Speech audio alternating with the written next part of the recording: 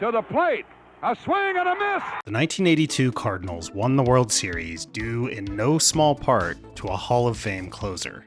I'm talking, of course, about Rollie Fingers, who the Cardinals had acquired in a blockbuster trade in December of 1980. Welcome to Transaction Action, where we break down how great teams were built, transactionally speaking.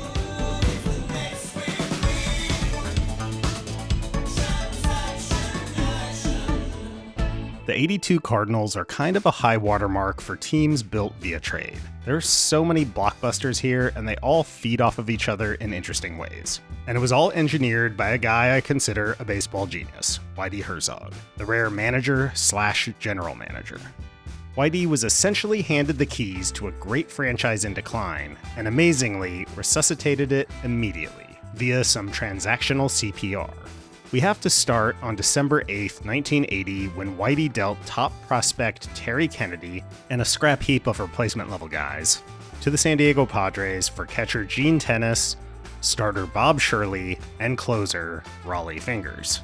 If you're not familiar with these trades, you might be thinking, Rollie Fingers was a Cardinal? He was, for 4 days. On December 12th, Whitey flipped him to the Brewers, along with fellow Hall of Famer Ted Simmons and future Cy Young winner Pete Vukovich, for David Green, Dave LaPointe, Sixto Lezcano, and Larry Sorensen. You might be thinking, Herzog ain't looking like a genius here, bud. True, in a vacuum, giving up Kennedy, who would be an excellent catcher for San Diego, along with Ted Simmons, a still great hitting catcher, and Vukovich, a very good workhorse starter and fictional slugger, in exchange for an aging catcher in Tenace, a good outfield bat in Lezcano coming off of a down year, a few blah mid-rotation starters in LaPointe, Sorensen, and Shirley, and an outfield prospect in David Green. Doesn't seem like a super smart maneuver. A few things. Simmons was never great defensively and was declining. Herzog wanted to convert him to first base and move Keith Hernandez to left, but Ted wanted to stay at catcher. Herzog had a vision for this team which revolved around defense, so swapping out Simmons for a better defensive backstop was key, which ties into the one big free agent signing for this team, which happened just 5 days before Simmons was dealt. Darryl Porter and his awesome glasses had signed with the Cardinals on December 7th. Porter was Whitey's guy, who he had managed on the late 70s Royals teams. Porter was not the hitter Simmons was, but he was very good, and although he wasn't Yadi Molina behind the plate, he was better than average. And with Gene Tenace, they had a very good hitting, veteran backup catcher who could also back up at first. But the real jewel of these two deals for Whitey was David Green. Green fit Whitey's vision to a T. He was aiming for a perfect synergy of personnel, approach, and venue. Playing in the cavernous, astroturfed Busch Stadium of the era, Herzog wanted speed and defense above all else. And Green was a fast and talented center fielder chock full of potential. Not to say that Whitey was the only guy valuing that potential. The Brewers did not want to trade him, but Herzog insisted that Green had to be in the deal or it wouldn't happen. Many scouts at the time had made some outrageous comparisons about Green, some even saying he could be the next Willie Mays. Unfortunately, it would not work out as Green's career stalled due to alleged struggles with alcoholism.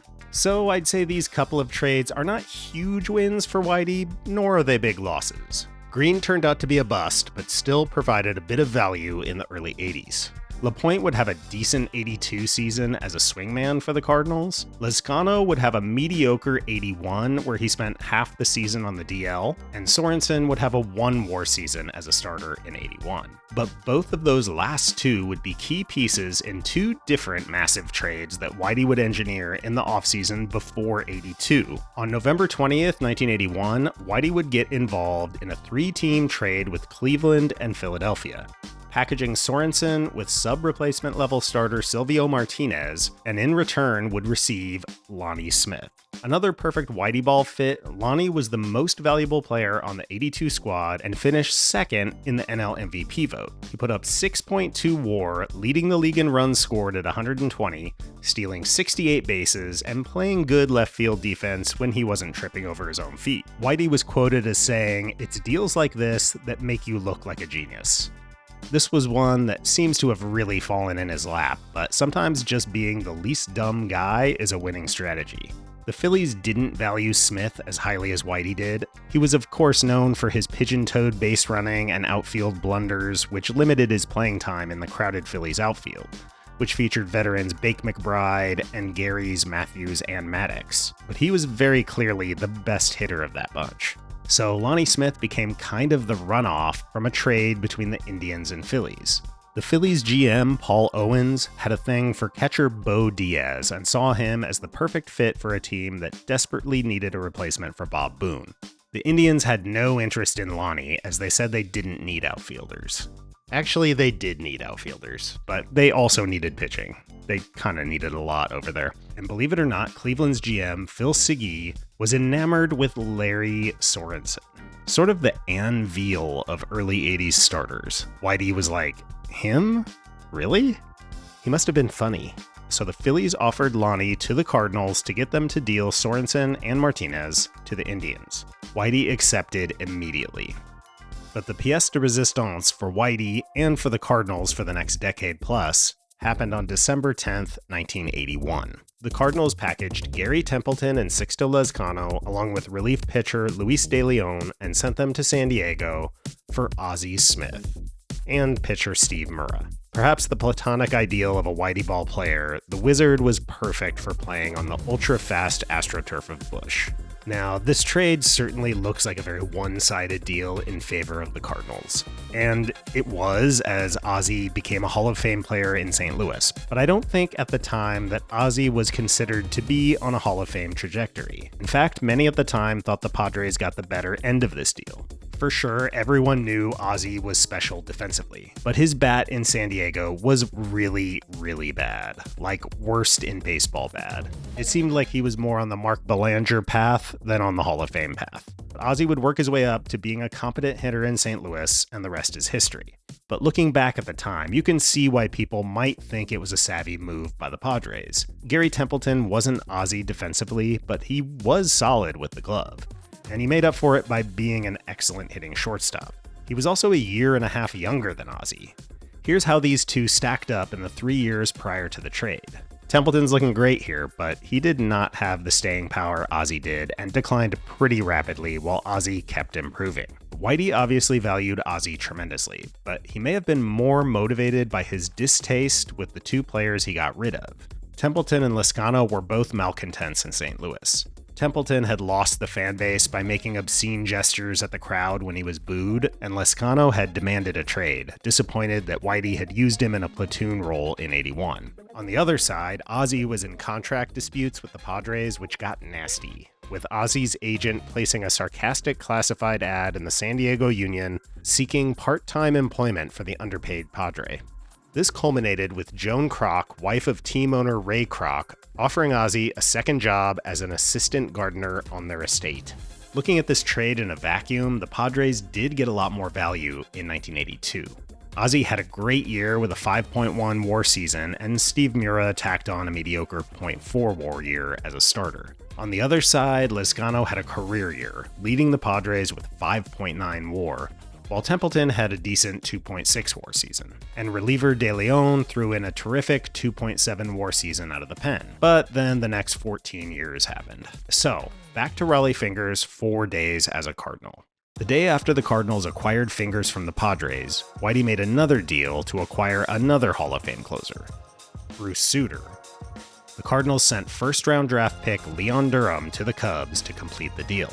I suppose he made the right choice to deal Fingers, as Raleigh had a very good year in 1982. Better than Sutter, in fact, but suffered an arm injury down the stretch that caused him to miss the playoffs. Or you could argue he made the wrong choice, as Leon Durham would break out with the Cubs, while Sutter was merely pretty good in 1982, although he did lead the league in saves. But Sutter did have excellent years for the Cardinals in '81 and '84, so definitely a win-win trade, this one. Whitey wasn't done molding this team, though. On October 21st, 1981, the Cardinals dealt a subpar reliever named Bob Sykes to the Yankees for minor league outfielder Willie McGee. This trade happened the same day as Game 2 of the World Series when the Yankees were playing the Dodgers, so maybe they were distracted and were just like, yeah, okay, Whitey, whatever, we're busy here. Actually, the Yankees were going to lose McGee in the Rule 5 draft anyway, so they figured they ought to get something back for him. Again, a perfect fit for the Whiteyball philosophy, and McGee would crack the bigs in May of 1982 after David Green went down with a hamstring injury. He'd stay in center until 1990. Now, a Whiteyball team does need to have one slugger, and with a Whiteyball team, slugger can mean a guy who hits less than 20 homers. Later, they'd have Jack Clark after trading David Green and Dave LaPointe to the Giants. But in 1982, their slugger was George Hendrick, who led the team with 19 dingers. They actually acquired Hendrick pre-Herzog in 1978 after he got off to a slow start in San Diego.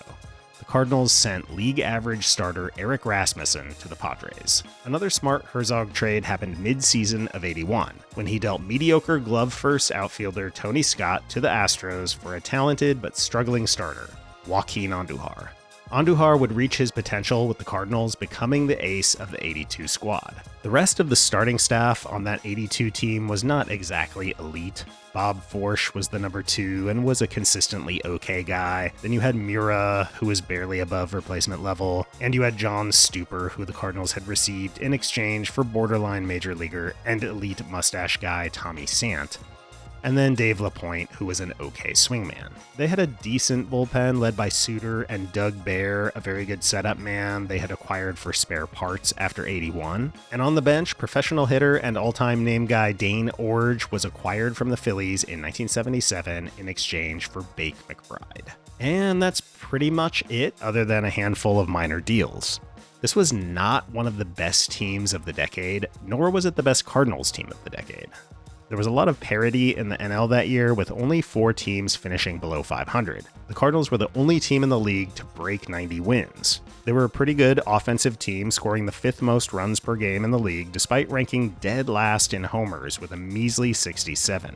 But they made up for it by getting on base a lot, leading the league in OBP, and running the bases pretty well.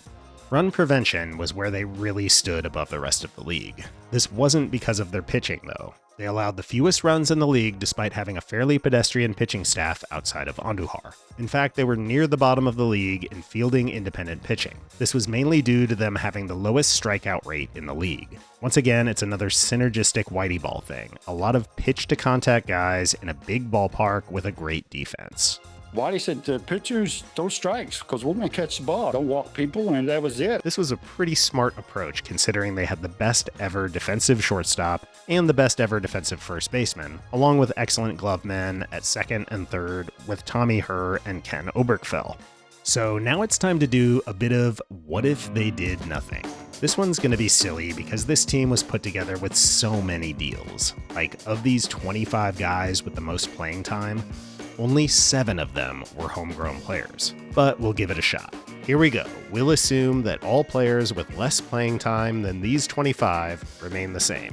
At catcher, we lose Darryl Porter, but gain Terry Kennedy, who was actually better than Porter in 82. We downgrade from Ozzie to Templeton. We lose our entire outfield. Lonnie, Willie, and George Hendrick are gone, but we do get Leon Durham in right, and we'll have Bake McBride in center. The only player we can add to the bench is Ted Simmons, and in my alternative history, Simmons will move to first base, with Keith Hernandez moving to left. For the bench, I'll have to drop Orge, Green, Tennis, and Julio Gonzalez, a utility infielder the Cardinals signed as a free agent. But we can go ahead and assume they'd sign him for this fake team, because why not? Not like there was a big bidding war for that guy. But we're not going to assume they signed Darryl Porter, because why would they when they have Kennedy and Simmons? We'll come back to the rest of the bench. In the rotation, we lose Andujar, but add Pete Vukovich. Now, the Cardinals had traded for Vukovich in 77, but that doesn't count for this exercise because it's outside of the realm of this alternative history. I'm not going to go into this right now, but just trust me, bro. Then we lose Mura, Stuper, LaPointe, Suter, Baer, Jim Cott, who was a free agent signing, and Jeff Lottie and John Martin, who had been acquired in minor deals I didn't mention. So that's a lot to fill in. They do get Luis De Leon back, and we'll go ahead and assume that Jim Cott still gets signed. Yeah, I think it's safe to say if the Cardinals did nothing, they would have been a pretty bad team. Even looking at the Cardinals' AAA roster that year, it doesn't really seem like they have any up-and-coming guys that maybe could have gotten a shot.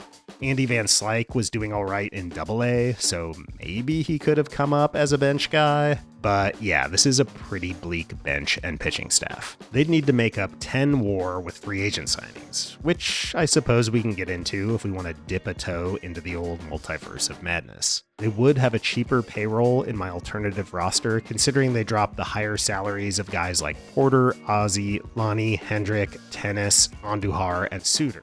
But they tack on the salaries of Simmons, Templeton, McBride, and Vukovic. We don't have reliable payroll data for back then, so not going to get too deep into this idea. But maybe they could have afforded to sign 3 significant free agents in either the 80 or 81 offseasons. So yeah, 3 free agents combining for 10 WAR. Easy, right? You know, there just weren't that many high-quality free agents available back in those days. Teams were built via draft and trade. Free agency usually was just a scrap heap of mostly old and washed up guys. We'll just look at the 80 and 81 off seasons and only look at guys that didn't re-sign with their current team, like say Ron Guidry. We've got Dave Winfield, Gaylord Perry, Jeff Zahn, Joe Morgan, Don Sutton, Reggie Jackson, Fergie Jenkins, and Joaquin Andujar. That's right, Andujar was acquired by the Cardinals in 81, but then hit free agency and was signed by the team. So I think we could make an assumption that the team that saw so much potential in the guy would have jumped at signing him if they hadn't traded for him. I think it's safe to say there was no way in hell the Cardinals were outbidding the Yankees for Dave Winfield. And I also don't see Reggie Jackson realistically coming to St. Louis, even in this insane baseball fever dream. I don't see the Cardinals signing Ferguson Jenkins out from under the Cubs, who he probably wanted to return to end his career. Don Sutton was signed to one of the biggest deals in baseball in 1980, so I'm thinking that probably doesn't happen either. But Jeff Zahn, sure, let's take him and his 2.8 WAR. We need a bullpen arm, so we'll take Dave LaRoche. And there we go. Via perfect hindsight, I've reconstructed this team, provided you could actually find replacement level guys in your system to fill out the rest of these spots, which I'm not so sure you could do. But you could also assume more playing time for okay guys like Tito Landrum and Julio Gonzalez, and like I said, maybe a Van Slyke call-up, and boom. Oh, damn it. Not this again. Okay, Ben Ogilvy. Okay, you're going to tell me the Brewers get their first ever World Series win in this universe. Wait, what? No way. Steve Rogers, celui qui est en titre, le retrait final du World Series. Les Expos sont les champions du monde. Tabarnak. Well, I stepped in it again. Sorry, Cardinals fans, but, you know, good for the Expos. That's pretty cool. Anyway, hope you liked the video. Please like and subscribe for more transaction action.